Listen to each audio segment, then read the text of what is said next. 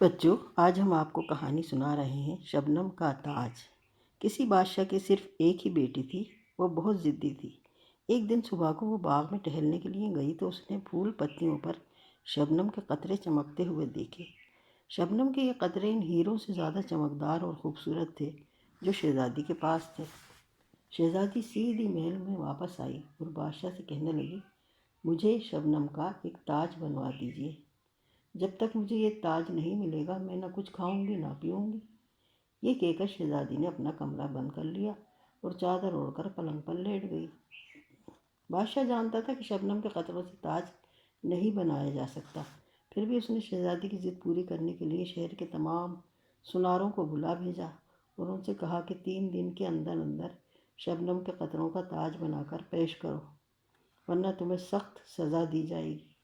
بیچارے سنار حیران پریشان کہ شبنم کا تاج کس طرح بنائے۔ ان سناروں میں ایک بوڑھا سنار بہت عقل مند تھا۔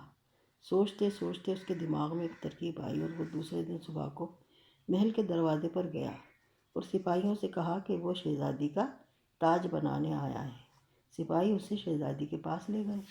بوڑھے سنار نے شہزادی کو جھک کر سلام کیا اور بولا، حضور، میں آپ کا تاج بنانے کے لیے آیا ہوں، لیکن میری ایک چھوٹی سی درخواست ہے۔ کہو کیا کہنا چاہتے ہو؟ شہزادی نے کہا۔ سنار بولا، آپ باغ میں چل کر مجھے شبنم کے 2 قطرے دے دیجیے جن کا آپ تاج بنوانا چاہتی ہیں۔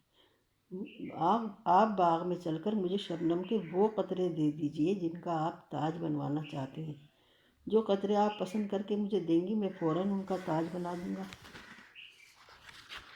شہزادی سنار کے ساتھ باغ میں گئی۔ پھولوں اور پتوں پر شبنم کے قطرے جگمگا رہے تھے، لیکن شہزادی نے جس قطرے کو بھی چھوا وہ اس کی انگلیوں پر پانی کی طرح بہہ گیا۔